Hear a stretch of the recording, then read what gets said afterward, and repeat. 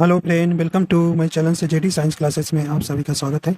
जैसा कि हम एसएससी एमटीएस और हवलदार के लिए प्रैक्टिस सेट जीके जीएस के सॉल्व कर रहे हैं। आज हम एक नए प्रैक्टिस सेट के साथ उपस्थित हुए हैं। आशा करता हूँ आप सभी अच्छे होंगे। अगर आप हमारे चैनल पर नए हैं तो चैनल को सब्सक्राइब कर लीजिएगा ताकि आपको नोटिफिकेशन मिलता रहेगा। आइए देखते हैं। फर्स्ट क्वेश्चन है, कहने कि कोई भी व्यक्ति भारतीय प्रधानमंत्री के रूप में अधिकतम कितनी बार सेवारत हो सकता है। कहने का मतलब है कि कोई भी भारतीय व्यक्ति कितनी बार प्रधानमंत्री बन सकता है। कहने कि 3 बार, 5 बार या 7 बार या कोई सीमा नहीं है। तो ऑप्शन नंबर इसका कौन सा हो जाएगा भाई? ऑप्शन नंबर इसका डी नंबर हो जाएगा, कोई सीमा नहीं है। तो भारतीय संविधान में प्रधानमंत्री के पद पर अधिकतम बार सेवारत होने की कोई सीमा निर्धारित नहीं है। तो ऑप्शन नंबर डी हो जाएगा। देखिए प्रधानमंत्री आया, देखिए प्रधानमंत्री जो है संसदीय, क्या है, संसदीय शासन प्रणाली में प्रधानमंत्री का महत्वपूर्ण स्थान होता है। राष्ट्रपति नाम मात्र का प्रधान होता है। ठीक, इसकी नियुक्ति जो है, नियुक्ति आर्टिकल 75(1) में इनकी नियुक्ति का प्रावधान किया गया है। जो मंत्रिपरिषद का जो प्रधान कौन होता है? प्रधानमंत्री होता है। ये भी आपसे कई बार प्रश्न पूछा गया है कि मंत्रिपरिषद का प्रधान कौन होता है, तो आप बताएंगे प्रधानमंत्री होता है। देखिए प्रधानमंत्री योजना आयोग का पदेन अध्यक्ष होता है। ठीक, तो आप इसमें ऑप्शन नंबर इसका डी सही हो जाएगा। चलते हैं नेक्स्ट क्वेश्चन। अगला क्वेश्चन है, कह रहे हैं कि दामोदर नदी को कहते हैं, क्या कहते हैं? कह रहे हैं कि असम का संताप, बंगाल का संताप, उड़ीसा का संताप या उत्तर प्रदेश का संताप। तो ऑप्शन इसका कौन सा हो जाएगा भाई? ऑप्शन नंबर इसका सही कौन सा हो जाएगा? बी नंबर सही हो जाएगा। ऑप्शन नंबर बी सही हो जाएगा। बंगाल का शोक जो है कौन नदी कहलाती है? दामोदर नदी को कहा जाता है। देखिए दामोदर नदी जो है उत्तराखंड के छोटा नागपुर क्षेत्र से निकलती है। कहाँ से? उत्तराखंड के छोटा नागपुर के क्षेत्र से निकलती है और बंगाल में यह काफ़ी ज़्यादा तबाही लाती है, जिस कारण से इसे बंगाल का शोक के नाम से जाना जाता है। अगर आपसे बिहार का शोक किस नदी को कहते हैं, तो आप इसको बताएंगे कोसी नदी को। ठीक, कोसी नदी को बिहार का शोक कहा जाता है। ठीक, तो ऑप्शन नंबर इसका कौन सा हो जाएगा? बी नंबर सही हो जाएगा। ठीक, आइए देखते हैं नेक्स्ट क्वेश्चन है। अगला क्वेश्चन कह रहे हैं कि विश्व रेबीज दिवस कब मनाया जाता है? विश्व रेबीज दिवस कब मनाया जाता है? कह रहे हैं कि 27 सितंबर, 28 सितंबर, 29 सितंबर या 26 सितंबर को। तो कौन सा हो जाएगा भी? ऑप्शन नंबर इसका बी नंबर सही हो जाएगा। 28 सितंबर को विश्व रेबीज दिवस के रूप में मनाया जाता है। विश्व रेबीज दिवस के रूप में मनाया जाता है। देखिए रेबीज बीमारी जो है संक्रमित कुत्ते के काटने से यह बीमारी हो जाती है।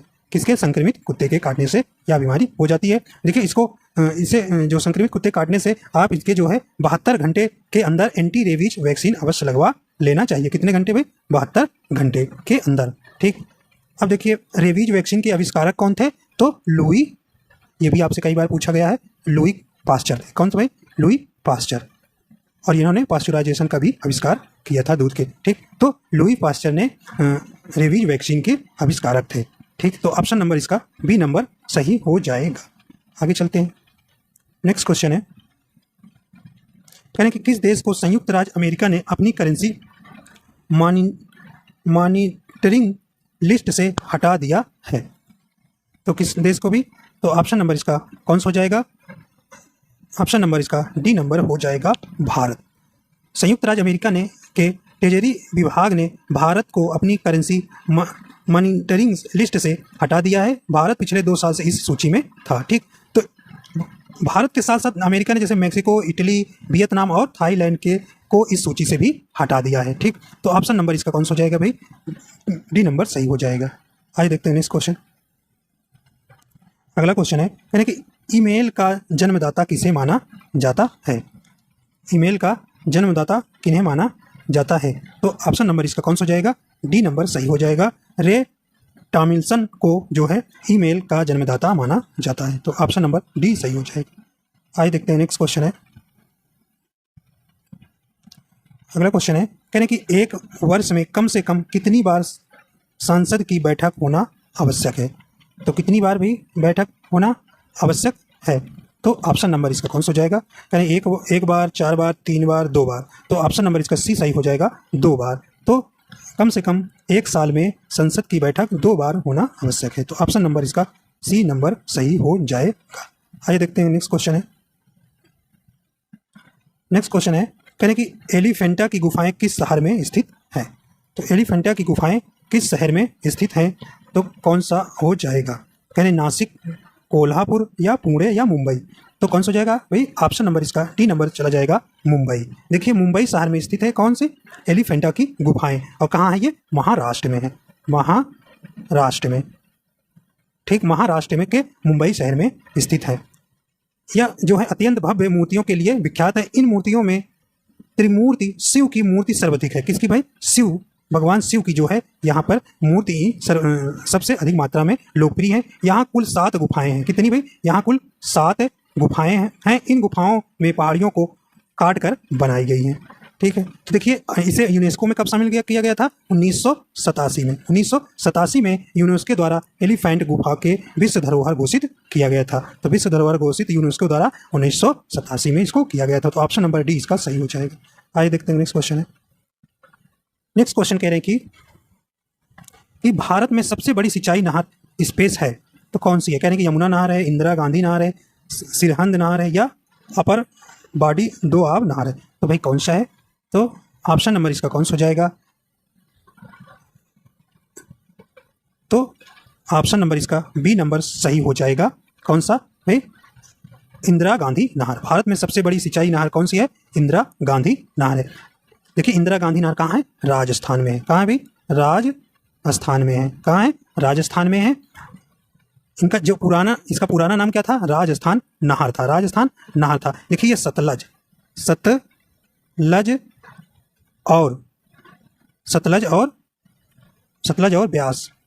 सतलज और ब्यास नदियों के संगम पर निर्मित हरिके बांध से निकलती है। कहाँ भी? ये भी आपसे कई बार पूछा गया प्रश्न। हरिके बांध से निकलती है। तो इंदिरा गांधी नहर जो है हरिके बांध से निकलती है, सतलज और ब्यास नदी के संगम से। यह सिंचाई की सबसे बड़ी नहर है। इसका जो निर्माण हुआ था ये जो है 31 मार्च 1958 को। कब भाई? 1958 का इसका निर्माण हुआ था। ठीक, तो ऑप्शन नंबर बी इसका सही हो जाएगा। आइए चलते, हरिके बांध याद रखिएगा। आइए चलते हैं नेक्स्ट क्वेश्चन है भी। यहाँ पे देखिए कूट दिया है तो थोड़ा से बड़ा क्वेश्चन है तो इसको आधा आधा करेंगे। देखिए कह रहे हैं कि भारत के स्वतंत्रता संघर्ष में निम्नलिखित कथनों पर विचार करना है। तो पहला कथन है, यहाँ 3 कथन है तो आपको ए बी सी कूट देना निकालना है। कह रहे हैं कि मार्च 1940 में मुस्लिम लीग ने पाकिस्तान के नाम से एक पृथक राष्ट्रीय स्थापना का प्रस्ताव पारित किया था। तो ये भाई बिल्कुल ठीक है। ठीक, आगे देखते हैं। अगला है सेकंड नंबर। कह रहे हैं कि जयप्रकाश नारायण कांग्रेस के समाजवादी सदस्य थे और भारत छोड़ो आंदोलन के दौरान भूमिगत प्रतिरोध गतिविधियों में सबसे ज़्यादा सक्रिय लिए थे। देखिए सक्रिय ये भी साथ लिए थे। ठीक, तो ये भी। अगला कह रहे हैं कि नमक सत्याग्रह अभियान अगस्त 1942 में ये अगस्त 1942 में नहीं प्रारंभ हुआ था। क्या भाई? ये अगस्त 1942 में प्रारंभ नहीं हुआ था। ये कब हुआ था? 12 मार्च 1930 से ये 6 अप्रैल 1930 तक चला था। तो ये वाला ऑप्शन क्या कह रहे हैं कि कि नमक सत्याग्रह अभियान कब चला? 1942। तो बिल्कुल गलत है। ठीक, तो यहाँ पे कौन सा ऑप्शन नंबर हो जाएगा? तो ऑप्शन नंबर ये 1 व 2 सही हो जाएगा। ठीक, 1 व 2 सही हो जाएगा। देखिए भूमिगत आंदोलन में देखिए अरुणा आसक अली थी, सुचेता कृपलानी थी, राम मनोहर लोहिया थे तथा जयप्रकाश नारायण जो सक्रिय रहे थे। ठीक, तो ये इस प्रकार ऑप्शन नंबर ए नंबर इसका 2 कूट सही होंगे और तीसरा कूट आपका गलत हो जाएगा। ठीक, तो ऑप्शन नंबर ए हो जाएगा। नेक्स्ट क्वेश्चन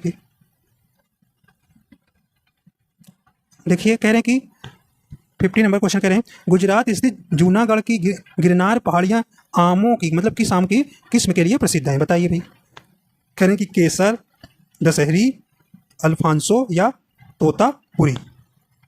तो किस के लिए प्रसिद्ध है भैया?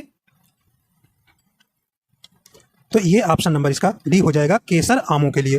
केसर आमों के लिए यह प्रसिद्ध है। देखिए गुजरात के जूनागढ़ की गिरनार पहाड़ियाँ जो हैं अपने केसर आमों के लिए प्रसिद्ध हैं। यह पहाड़ियाँ जो है अहमदाबाद से 320 किमी की दूरी पर स्थित हैं। ठीक है, तो इस प्रकार ऑप्शन नंबर इसका ए सही हो जाएगा। नेक्स्ट क्वेश्चन है, कह रहे कि निम्नलिखित में किस में से किस पहले मेजबान देश ने क्रिकेट विश्व कप जीता था? भाई अब ऐसा कौन सा देश था जो मेजबानी पहले बार किया था और उसने पहली बार मतलब मेजबानी किया था और वह विश्व कप भी जीत लिया था? तो किस पहले मेजबान ने देश ने क्रिकेट विश्व कप जीता था? तो बताइए भाई कौन से देश ने थे? तो ये ऑप्शन नंबर इसका कौन सा हो जाएगा? सी नंबर हो जाएगा, श्रीलंका। देखिए 1996 ईस्वी में श्रीलंका ने विश्व कप की मेजबानी की थी और सबसे पहले जीत लिया। देखिए 3 देश हैं जिन्होंने विश्व कप की मेजबानी की और उन्होंने जीत हासिल की। देखिए फिर 2011 में भारत ने की थी मेजबानी और भारत विजयी रहा। ठीक, और देखिए 2015 में कौन किया था? ऑस्ट्रेलिया किया था और ऑस्ट्रेलिया भाई विजयी रहा था। तो इस प्रकार ये तीनों क्रम से आप याद रखिएगा। तो श्रीलंका जो है पहला आदमी था, मतलब पहला देश था, पहला मेजबान देश था जिसने क्रिकेट विश्व कप जीता था। ठीक, अब देखिए विश्व कप जो पहला विश्व कप का शुरुआत जब हुई थी, कब हुई थी भाई? 1975 में ना, 1975 में हुई थी। और यहाँ पर कहाँ हुई थी? इंग्लैंड में हुआ था, आयोजन इंग्लैंड में हुआ था, जिसमें वेस्ट इंडीज विजयी रहा था। कौन भाई? वेस्ट इंडीज विजयी रहा था और उप विजेता कौन थे? ऑस्ट्रेलिया था। ठीक, ऑस्ट्रेलिया था। ठीक है, तो ऑस्ट्रेलिया जो है अब तक कितनी बार इसको जीत चुका है? सबसे ज़्यादा बार 5 बार जीत चुका है। 5 बार जो है विश्व का विजेता है। तो अब भाई यहाँ पे जो पूछा गया था कि यहाँ पर ये नहीं पूछा था कि पहला विजेता कौन था, यहाँ ये पूछा गया कि मेजबान देश ने क्रिकेट विश्व कप जीता था। ठीक, इसलिए श्रीलंका होगा। ठीक, चलिए आगे चलते हैं, आइए आगे देखते हैं। नेक्स्ट क्वेश्चन है, कह रहे कि कौन सा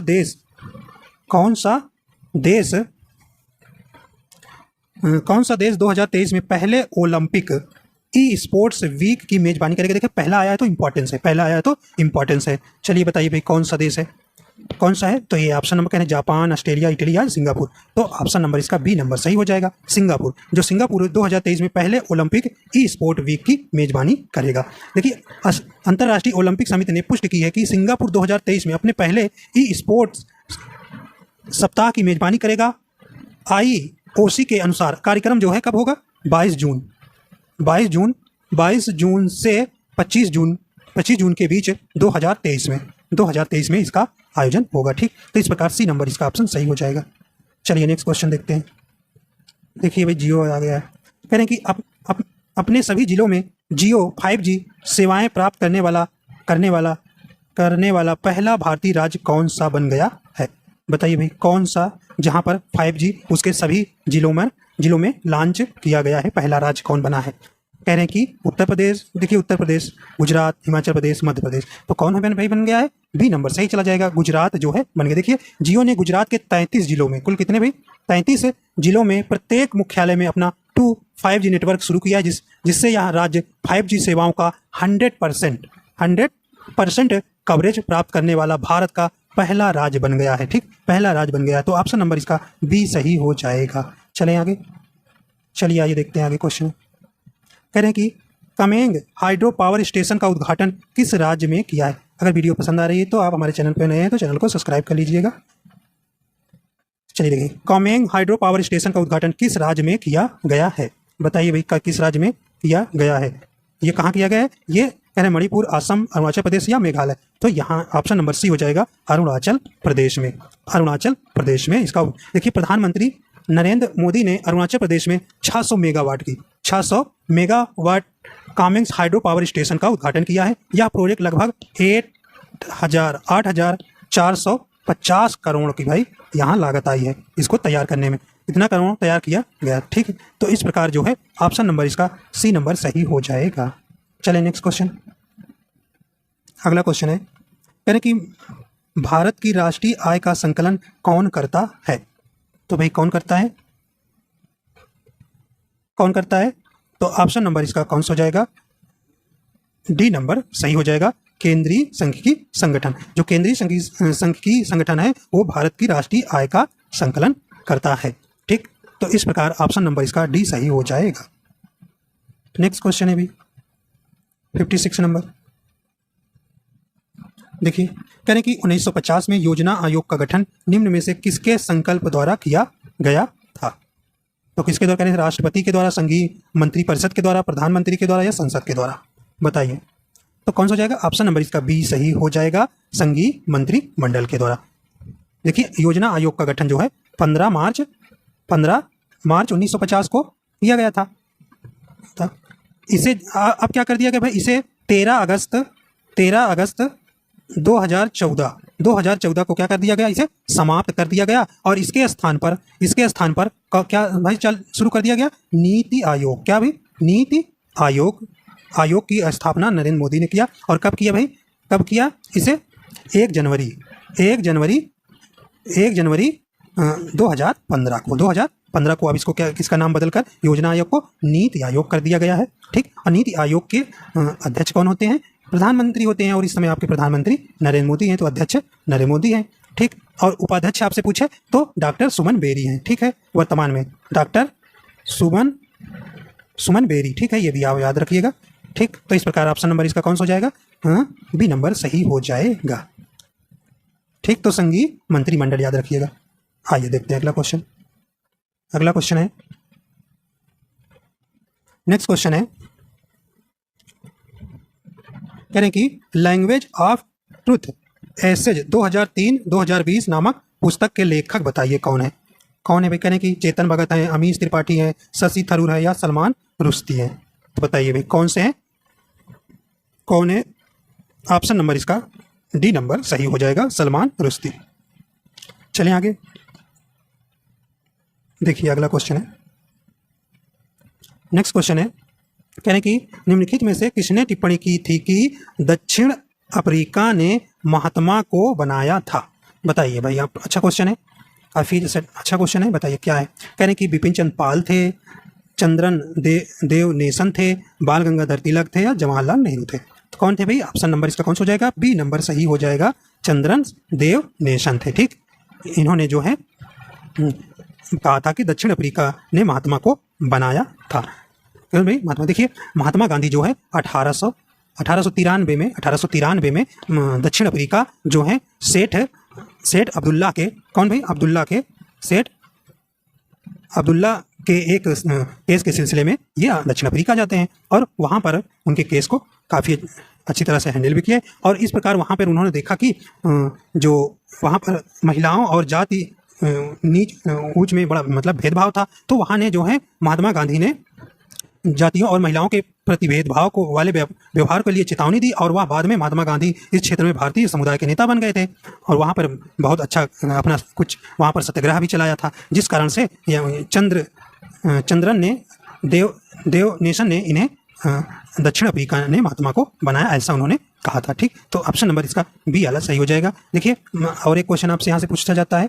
देखिए एक क्वेश्चन और पूछा जाता है कि महात्मा गांधी जो है दक्षिण अफ्रीका से भारत कब आए? देखिए 9 जनवरी को आए। ठीक। 9 जनवरी कब आए भाई? 1915 को आए। और जब 1915 के आए तो इसी तरह से हर साल क्या मनाया जाता है? प्रवासी दिवस मनाया जाता है 9 जनवरी को। 9 जनवरी को हर साल प्रवासी दिवस इनके आने के उपलक्ष्य में मनाते हैं। ठीक।